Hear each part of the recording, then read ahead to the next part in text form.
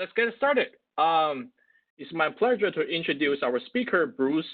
Bruce Coping is an information security professional with over 25 years industry experience in information technology and cybersecurity.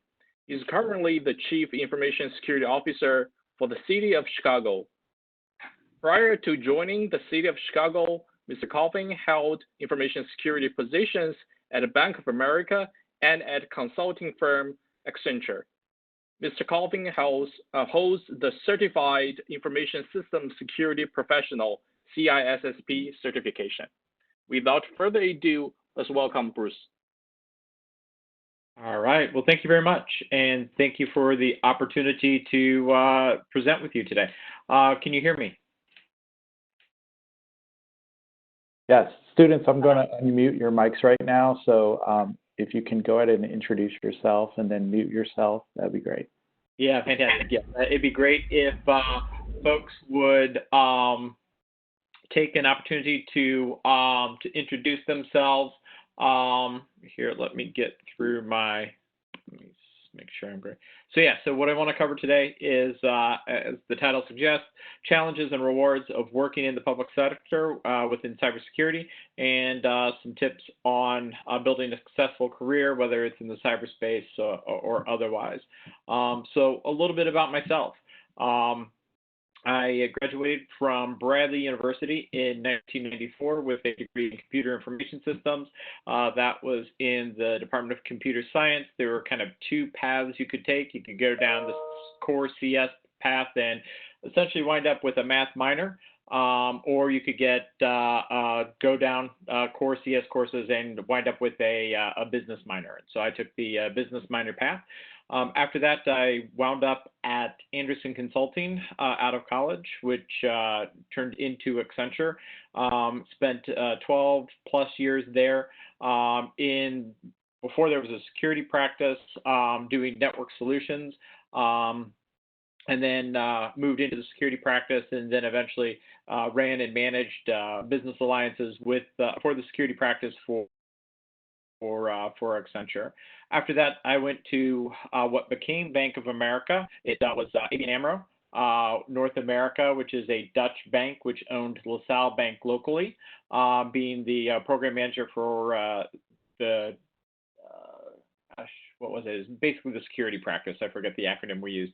And then LaSalle was acquired by Bank of America and had numerous roles in the global information security practice at Bank of America. For the last 18 months, I've been the Chief Information Security Officer for the City of Chicago.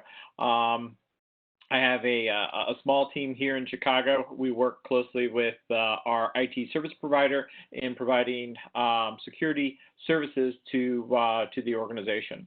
So what I'd like to do is have folks on the call introduce themselves, what degree you're pursuing, your area of interest within cyber, and what you envision doing after your studies are complete here at Purdue.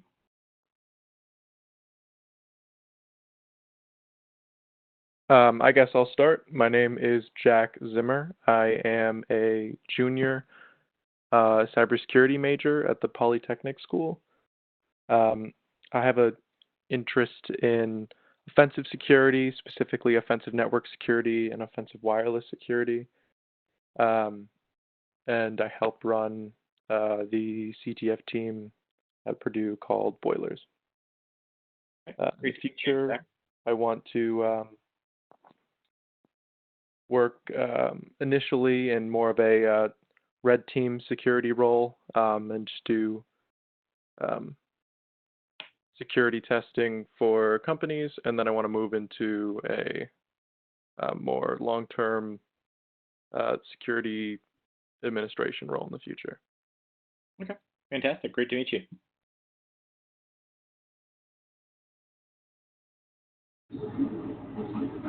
I guess I can go next. Can you guys hear me?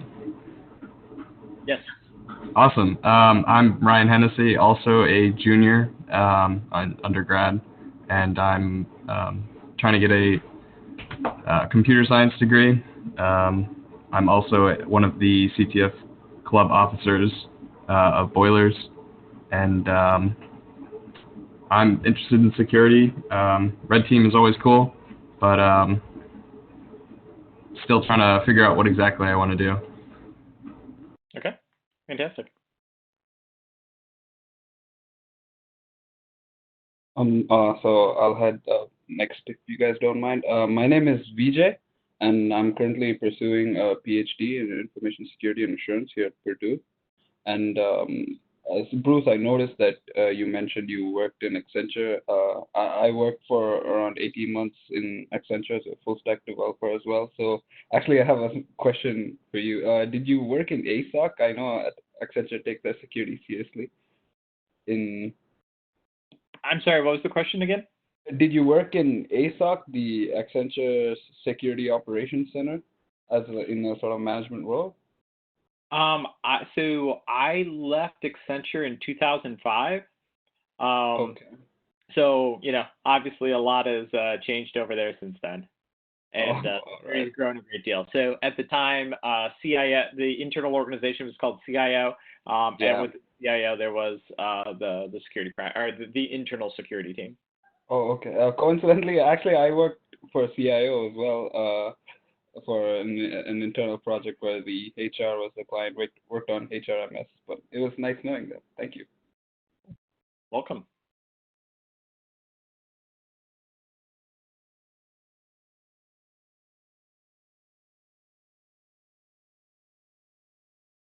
Is there anybody else on the call?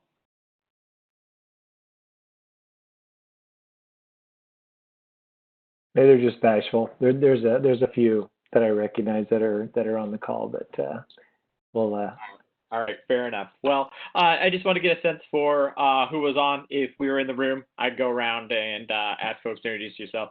Just kind of understand who's there, what's your interest, and so if there's anything that I could particularly tailor about what I have to say, that I could do so. So I'll go ahead and jump in. So a little bit about Chicago as an organization. So the city itself is home to over 2.7 million residents. And then kind of how Chicago is broken down.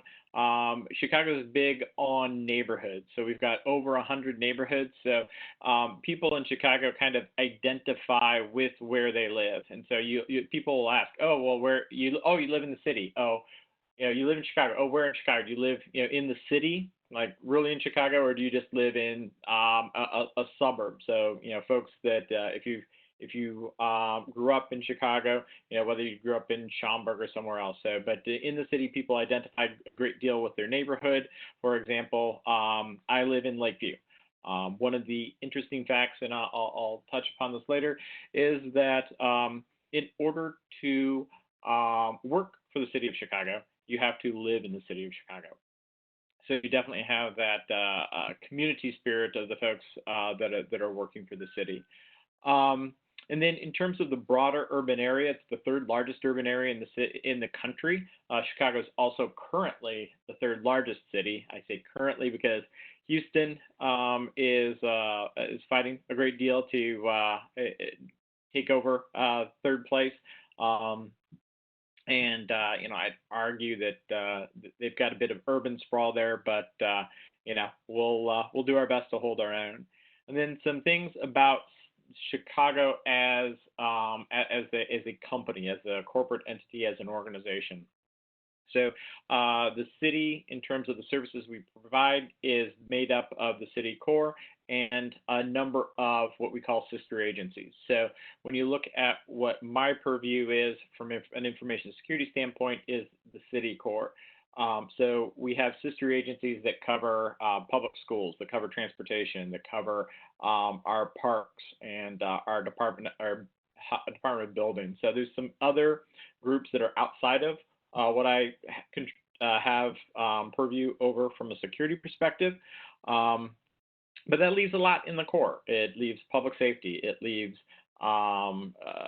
Department of Water Management. It leaves aviation and a number of other departments. There's about 40 departments overall. So that there's a lot of information there. You've got over 35,000 employees. You've got over 12,000 vehicles. You've got over 500 buildings. Department of Aviation is the busiest airport by number of flights, which I know they go back and forth with Atlanta in terms of passengers. Atlanta seems to always eke out on top there in terms of passengers. But over 105 million passengers went through the two airports in Chicago. You've got O'Hare and you've got Midway.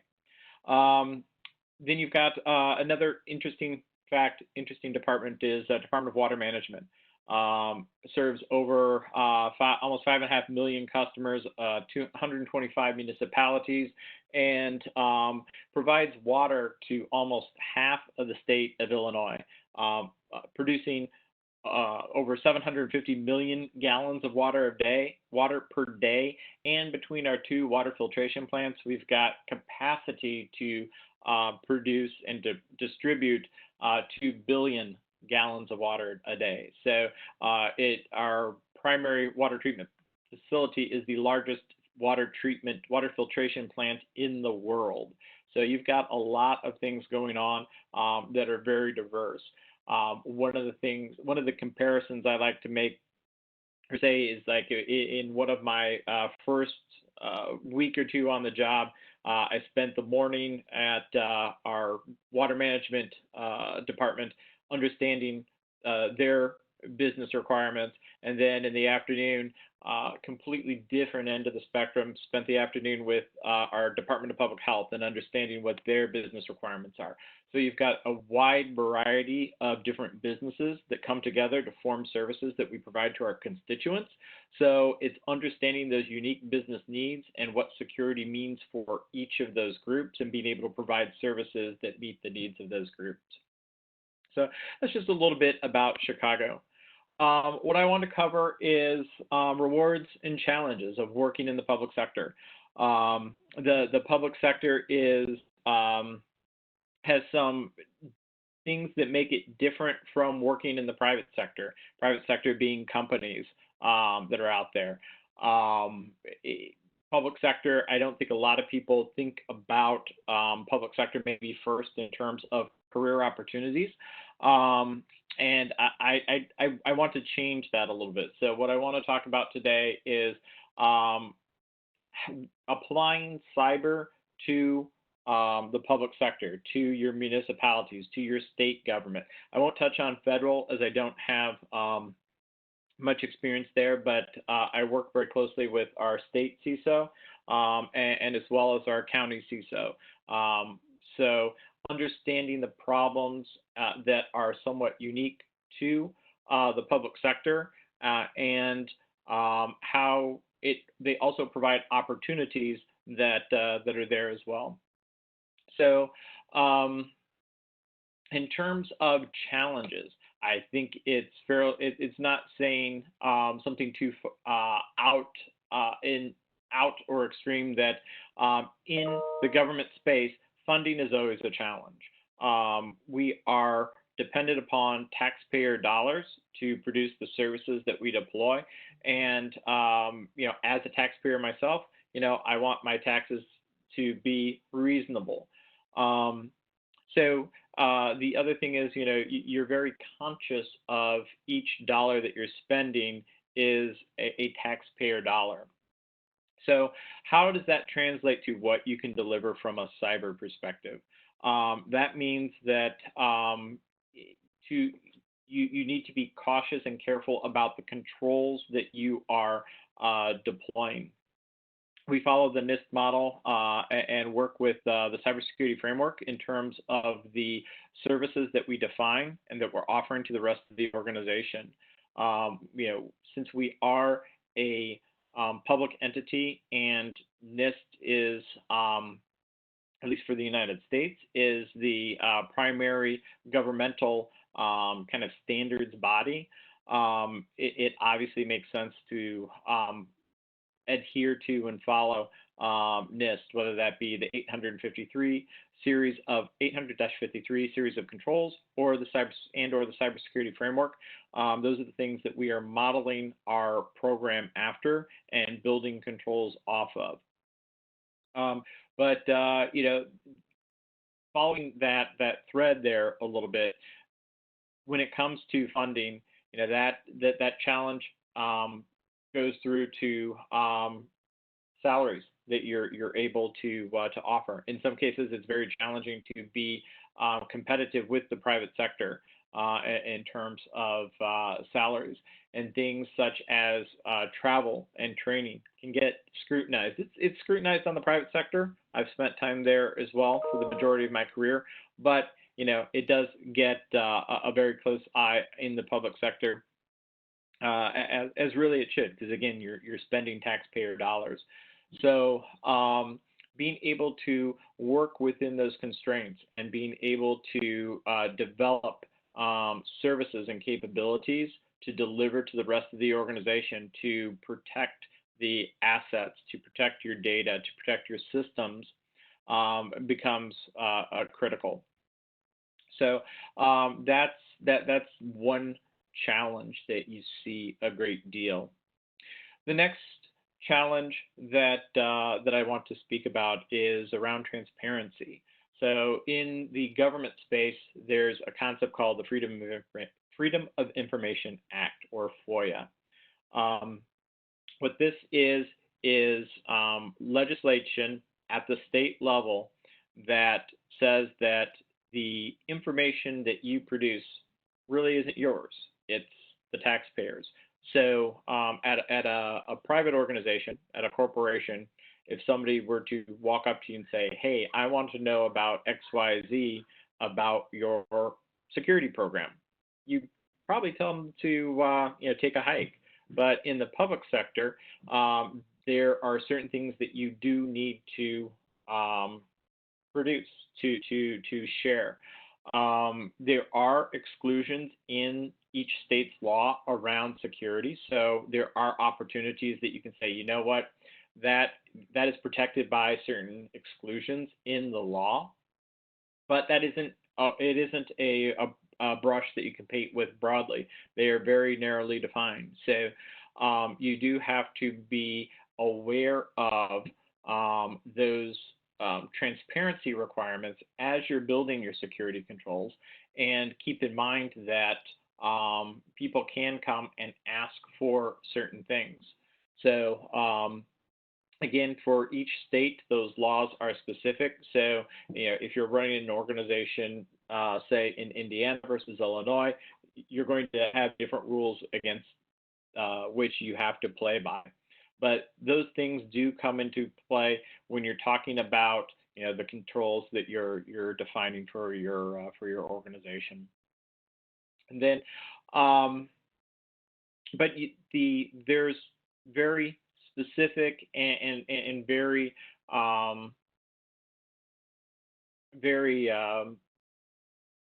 tangible rewards that are involved in working in the cyberspace for public entities. So the sense of civic pride that you get with the work that you're doing. So just the fact that when you think about the services that are being provided, so you think about whether or not traffic lights are working, whether or not you think that a call to a 911 or a 311 center is going through, and that response is going to happen. That ambulance arrives where it needs to arrive. All of those things are protected by the controls that you're putting in place. So you want to make sure you've got that civic pride of saying, hey, this city is running, it's operating. And part of that, a small part of that, is the work that you're doing each and every day. Speaking of opportunity, there are lots of opportunities. So the other side of the coin of talking about challenges with resources is opportunity. There is lots of opportunity to define what it is that you're going to work on within the confines of the role that you're hired to do within that. There's lots of opportunity to demonstrate your skill set and grow what you're doing and learn new things because the environment is so diverse. So, and then speaking of that need, the need is great. So, I'm fortunate to be working in an environment in Chicago where not only do we have a very well put together IT organization, and we have a solid foundation in terms of cybersecurity and the controls that we're delivering. There are municipalities across the country that are not as fortunate in terms of that, and they have more challenges. There's more opportunities to go into a setting like that and really deliver a significant impact for those areas with the services that you provide in that role. And in so doing, you have the opportunity to build your resume, build that skill set that if you have the passion to stay in public service for a long period of time, that's fantastic. If it's something where you're looking to build that experience on your resume, that's fantastic too. Come in, do a couple of years, do 2 years, 3 years, 4 years, build the skills on your resume, because there's lots of opportunities to demonstrate various skill sets. And then look to find other opportunities, perhaps where there is more salary and what have you that is tied to it. So, for me as a team leader, that is my goal, is to make it equally the role is equally attractive as people who have that civic passion, that they want to spend a great deal of time there, but also folks who just want to come in and build some experience and then move on to other opportunities. So on the cyber side, as I said, in the things that working in the government sector, at the municipal level, will provide you that some corporate organizations will provide you such a wide, diverse set of business functions to support. I think that the government sector provides that a little more, from the standpoint of you have industrial control systems, you have building control systems, you have your traditional IT, and then you have a wide variety of services that the government is providing to the constituency. And it's, as a security professional, it's being able to go in and sit down and learn what they are trying to do. What is the business that they're trying to, what is the business they're in? What are the services that they're providing? And understand what the security needs are, and then turn around and translate that into the controls that you're providing. So there are a couple folks that talked about that they had interest in red teaming. So it's sitting down with the business and understanding the services that they're providing, the computing systems, the solutions that support those business processes, so that you can understand how to test the applications that are supporting those business processes. So, whether that is, an internal test, or if you're just pen testing externally without that additional knowledge, only using the knowledge that you're getting from a open source perspective, you have both of those opportunities to evaluate systems. And so, again, those opportunities, I'd argue, present themselves in a fantastic way in the public sector, and you have the opportunity to come in and make a mark, and really either do great good for, where you live, where you choose to spend your time, or as I said, come in, do some work, build that resume, and then look for challenges, further challenges elsewhere. So with that, I'm going to take a pause and open it up for questions. If you have any questions about the security team that we have for the city of Chicago, I didn't get into a great deal of specifics, but I am happy to answer questions about how we're set up, how we're the services that are the capabilities that we are providing to support the city of Chicago, our IT infrastructure, and how we look to provide those to the rest of the organization. Hi, Bruce. This is Vijay again. So I have a question regarding how the government has set up in Chicago. So regarding the software and the applications that the government uses, do they contract them off to third-party companies, like say for Accenture by itself is a IT services company? Do they contract them off to third-party companies, or do you handle the security and development of the code by the Chicago government's employees themselves? Sure. And so the answer is both. The short answer is both. And again, I think that's part of what makes this, working where I'm working interesting. I think that a lot of, although each organization's unique, I think there's a lot of similarities across the municipal space.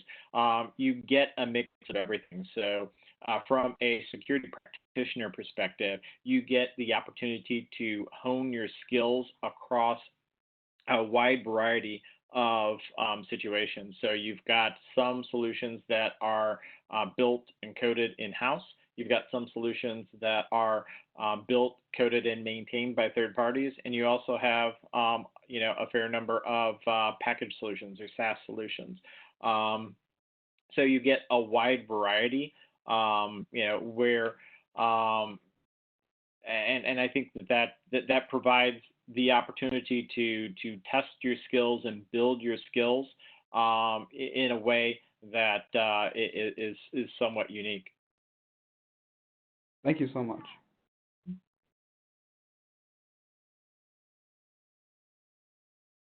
What other questions can I answer? I had another question. What does your day-to-day look like? What does my day-to-day look like? Fantastic question. It's different every day, and I mean that just absolutely straightforward. So because we are a small team, I have to balance the operational with the strategic. So I spend a fair amount of my day aiding my security operations team. So our vulnerability management, our incident management, our security engineering.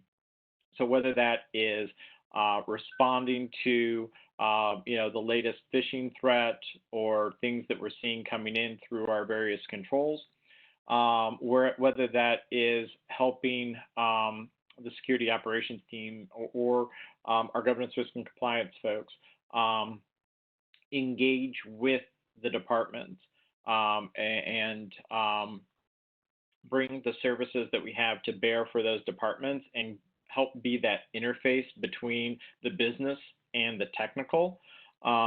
It is a lot of what I do as well. And then on the strategic side, that's because when you get into kind of that firefighting mode, you get into a cadence of seeing and reacting. It's not losing sight of the strategic as well, and knowing that you've got this. It really is a long play. So there are initiatives that are going on for the quarter, for the year, multi-year initiatives, and making sure that we continue to advance the ball on those as well, because those are the things that are building new controls, new capabilities, providing additional protection for the organization. It's juggling all of that And some days it's more one than the other. But there are no 2 days that are the same. And then I'll throw out, just kind of our current situation. We are in week 5 of shelter in place for the city of Chicago. It's either week 5 or week 6. Everything's blurring together right now. So, we have put in place the capability to allow those resources to be able to be effective and efficient when working remotely, where prior to this, the city of Chicago is very much focused on, where you did your job was at the office. And so, kind of turning that on its head and being able to provide capabilities to allow people to work remotely and do that in a secure manner and turn that capability around in a very short order, that was an interesting challenge and something that was, kind of looking back now, and it's funny you say looking back because we're only, a few weeks in, but looking back at putting that together and working as a team across IT to deliver that capability. So it was rewarding in and of itself, but also looking at it from the perspective of that it allowed people to stay home, to shelter in place, to not be exposed to the virus, is incredibly rewarding also. So it's juggling all 3 of those, and it varies on a day-to-day basis as to kind of which role, which hat I spend more time doing. Thank you so much.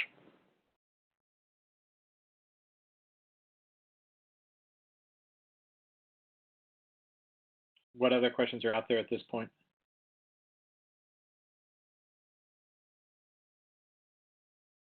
Okay. Well, I'll jump to the next piece, and as you have questions, please let me know. And I get that I'm at I'm kind of at a different point in my career than you are, and so where when I was in your shoes and starting out, there were so many opportunities out there, just as there are today. And I'm excited that security as a field has grown and developed to the point where there are concentrations in cyber, or even degrees in cyber at various organizations, which just simply wasn't the case 20, 25 years ago. In fact, I think it was 1995 that was when I think Steve Katz was named the first ever CISO, or the person who's widely pointed to as the first CISO. So when you think about security as a discipline, it's something that's very, very new, very, very just nascent from the standpoint of, you think about other disciplines, you think about finance, you think about accounting. Those are things that go back hundreds of years. You think about even IT. IT goes back 50, 75 plus years. And you look at security as a discipline, just very, very young in that discipline. So a lot of what we're doing, we're still building and growing that, and it's exciting to be a part of that and learn and grow with it. So some of the things that I wanted to share with respect to just kind of career is the first one is about being a survivor. And what I mean by that is to be adaptable, be flexible, and be aware of timing. So being aware of timing, that takes looking at the situation you're in, whatever organization you're looking at. You've got your day-to-day role and you're focused in doing that, but it's being able to be that differentiated person that's able to look at the organization and look at how it's doing, how it's performing, and where it's going. Looking at if it's a public organization, looking at its public filings, SEC filings, understanding kind of the shape that it's in, and is that organization, is it continuing to be on the trajectory that is going to deliver the opportunities that you want to have? Is it a company that's growing? Is it a company that is in a stagnant market? Is it a company that is in a shrinking market? And translate that to what it's going to mean for your career opportunities. Doesn't mean you've got to take action on it today, but it just means making sure that you are cognizant of that and you're keeping that in mind as you're making your plan. So if it's an industry that's consolidating or an organization that is shrinking, that very likely is going to have an impact on what your opportunities are. So kind of playing that out 2 or 3 steps ahead and making sure that that you're in a position that is going to be favorable for your career. So if you have to keep an eye on something else or be looking for other things, that you're doing that and looking out for your well-being. Being adaptable and being flexible is looking at what the needs of the organization are and making sure that you are translating what you're doing to align with what those needs are and demands are of the organization, so that you're viewed as a resource that is, hitting the nail on the head in terms of what's needed. So that's the first on my list there. The second is a little inflammatory, but I think this is very important. If you're bored, think about getting out. If you're not challenged, if you're not growing, if you're not able to continue to develop skills that are going to help the organization, but also going to help you, then that's another indicator that perhaps that opportunity, is where it may have been fantastic for you at one point in time. You may have grown beyond that opportunity. So making sure that you're keeping an eye on that. And if I find that when I get bored, when I'm not excited about something, that's an indicator to me that, hey, I need to be figuring out doing something else. That could be within the same organization. It could be within another organization. Could be just taking on additional responsibility. Could be tweaking my role to do something else, or looking for something else within the organization to do. But again, kind of, if you get to the point where you're kind of bored and you're kind of in autopilot, again, that may be fantastic for some people. For some people, that's great. They're just there, collect the check. They have other things in their life that are delivering for them. That's great. We need people with all types of motivation. But I think for a lot of people, at least a lot of people in the security space, people who are more type A-ish personalities, if you start to get bored, that's an indicator to start looking at changing things up a little bit. Tip number 3 is network. And I know people harp on this a lot, but I can't really stress it enough. I think I was going through some of the videos of the folks that you've had over the course of the past 6 to 12 months, and there's a gentleman, I think Andrew Rosema, if I'm pronouncing that correctly, who's from Grand Rapids, did a whole talk on networking. And I can't stress that enough. You're going to have all kinds of folks in your network. You're going to have people who are mentors, who you have even to the point of having formalized conversations, whether that be monthly or quarterly, that they, you work with them and you shape how you're developing and building your career.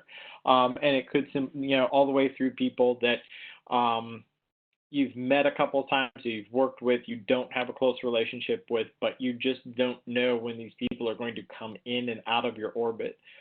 As you move organizations, or as other people move organizations, people that you've worked with before are going, could come back in. I will give the point, in fact, of how I found out about this opportunity was through my network. So, and it was one of those things where a gentleman that I know reached out to me. He's like, you know what? I think you would be great for this. and really kind of kicked me in the butt a little bit to say, you really need to chase after this. This is a good fit for you. This is a good opportunity for you to continue to grow and develop. You need to chase after this. So it's things like that that if you need to have that care and feeding around your network. And it's, like I say, not everybody is, by the definition of a network, not everybody's that person that you have that strong mentoring relationship with. It's a wide variety of relationships, but building that network and nurturing that network and being proactive about it will pay dividends a great deal as you go through your career of being turned on to opportunities. I think in the talk that Mr. Rosenbach gave, he talked about one of his students had a job doing some, I think, red teaming and pen testing at a local organization, and they had another opening come up, and he was like, "Hey, my buddy over here, he'd be great for that," and pulled in one of his buddies into that. So again, it's that network that's going to help you get through your career. You still have to deliver yourself, but it's that network that's going to help you along. Number 4 is be willing to take what seems like unreasonable chances.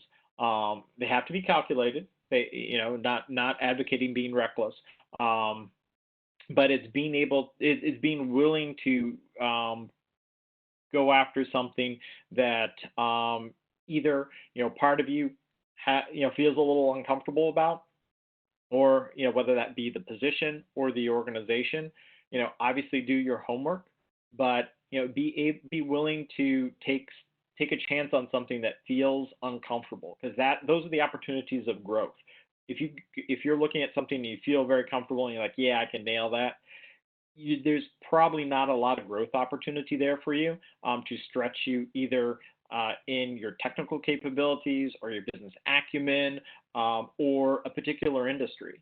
So for example, I started out my career in consulting. So, the consulting opportunity that you get in learning different industries in a short period of time, and how learning those different businesses and how those businesses operate will pay dividends down the road in terms of being able, when an opportunity presents itself and you can say, yes, I've spent time in the communications industry or the oil and gas industry or the pharmaceutical industry.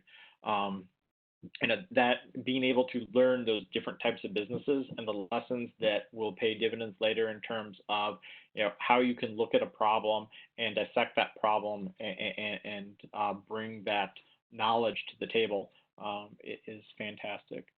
And then lastly, ask for help, even when you think you may not need it. So obviously no one person knows everything, and reaching out to teammates, reaching out to people in your network has many, many benefits. It's going to help you refine your message. So you may have the message down in your head of what it is. So it could simply be how you're going to attack a particular test of a system or an application. But it's reaching out and talking with your network, talking with your friends that have those similar skill sets and saying, hey, this is my idea. What do you think?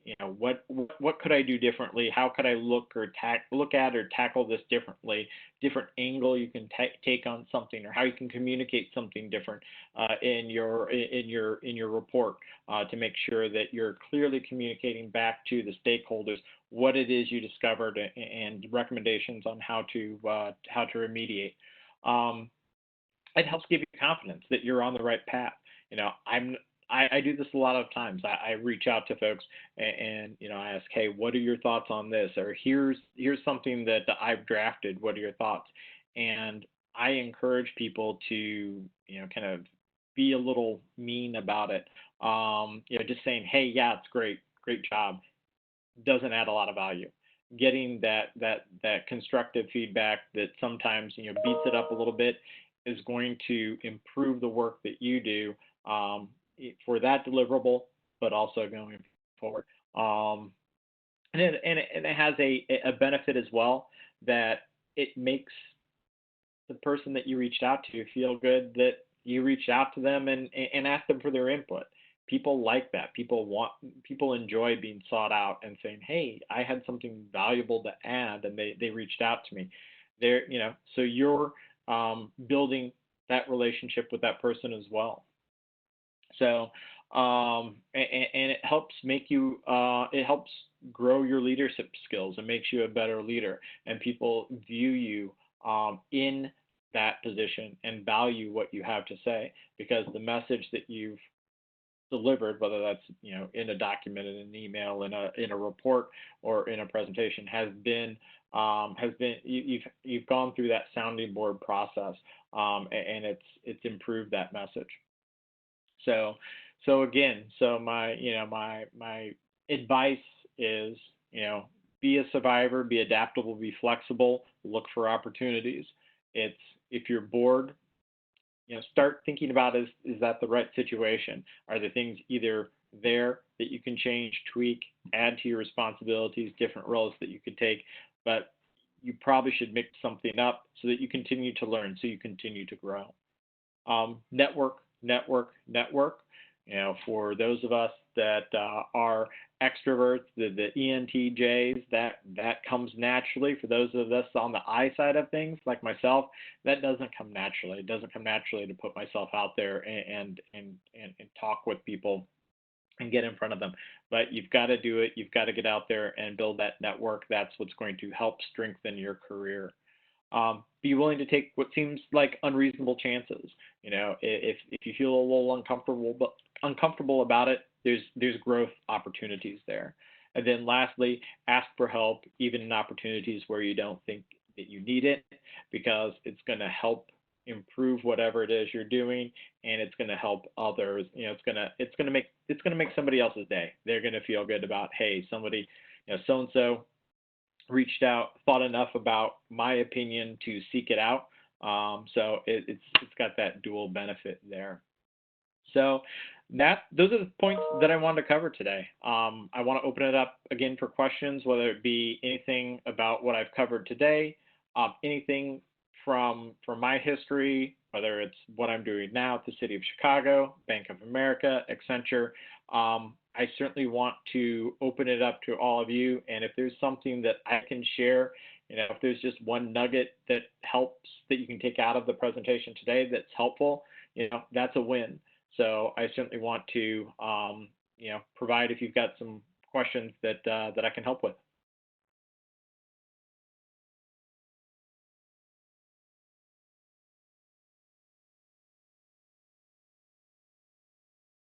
How flexible do you see migration between the public and private sector on more of like a state level as opposed to federal level?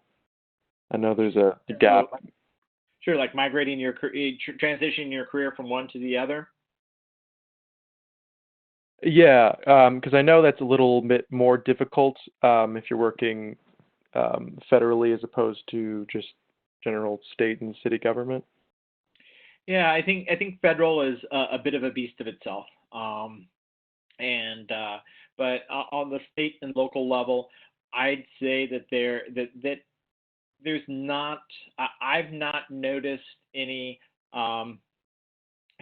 issues migrating between the two. So I came from the private sector, came into the public sector, and I've had folks on my team transition out into the private sector, whether that be because a particular opportunity interested them, or there was a significant delta in salary that they could achieve. I think those opportunities are out there, and it really, at least, like I say, state and local versus into the private sector, back and forth, I think it's pretty fluid. And I think it's really all about the opportunities that you see that are interesting to you. And look at the various levers that you have, whether that be growth into a new role, new skills, or wanting to achieve a particular industry understanding and background, or if you have, hey, if you're passionate about pharmaceutical research. There's the pharma industry versus, and You know, on the state and local side, there are just opportunities everywhere. There's really a lot of opportunity in the security space for state and local governments at all levels. So, you know, I'm fortunate to be in Chicago, third largest city in the country, but, you know, I grew up downstate. I grew up 3 hours south of here in a town of, you know, 25, 30,000 people. And so I also put myself in the shoes of, you know, folks there. My family's still there.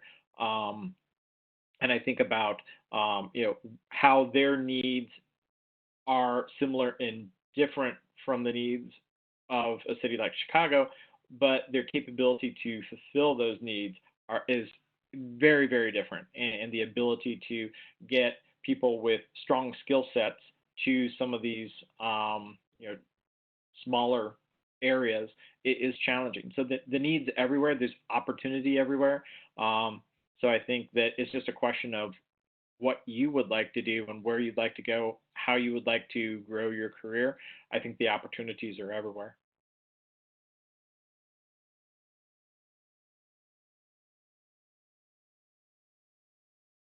What else can I answer for folks? Hi, I have another question.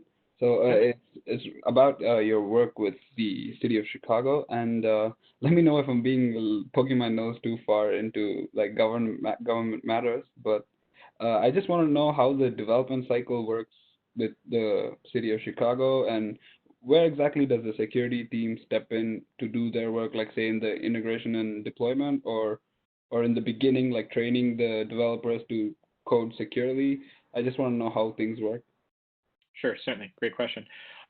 So we have a project management lifecycle that we follow within the Bureau of Information Technology. And we provide services to all of the core city departments. So the technology projects that they have, whether it be a solution acquisition or, you know, developing a solution from scratch, or, you know, something in between where you're, you know, configuring a packaged solution, all of that goes through our project management lifecycle.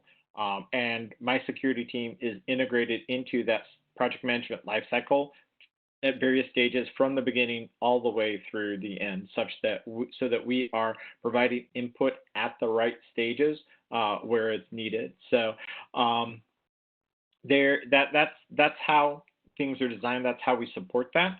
You know, and there are, like I said, there are things that we are also looking to do to grow our capabilities there as well. So we look at that. We look at the development that's happening. We look at how more and more cloud services are being adopted. Excuse me, and reevaluate what are the capabilities that we're bringing to the table, and how do we need to grow and evolve to meet those needs, and what are the things that we can be offering that are going to be consumed that add value to the organization. So it's a continual process of you know, both delivering the services, but also making sure we're bringing the right services to the table. That was really informative. Thank you. You're welcome. Okay. Anything else I can share with folks? Okay. Well, if there's nothing else, I thank you very much for the opportunity. Hopefully there's something that I shared today that's of value. I didn't have a slide with my contact information, but it is very simply bruce.coffing@cityofchicago.org. So if there are any questions that I can answer, if there's anything I can do to help, please do feel free to reach out to me. I'm happy to help. And, you know, as you work through your career, or sorry, you're you know, wrapping up your whether it be your undergrad or your graduate work, and you're looking for career opportunities outside of that, please do consider our humble public servants at the state and local level. We are always looking for talented folks that want to give a little back and bring their talents to bear for, in my case, for the city of Chicago. So please do consider state and local when you're thinking about career opportunities. There's a ton of need out there. We need smart people. They can't have enough smart people fighting the good fight. So please consider state and local when you're thinking about your career choices. Thank you. Cool. Thanks a lot, Bruce. Yes, thanks, Bruce. That was great. Appreciate the time. Thanks, Bruce. Thank you. Stay safe. Bye-bye.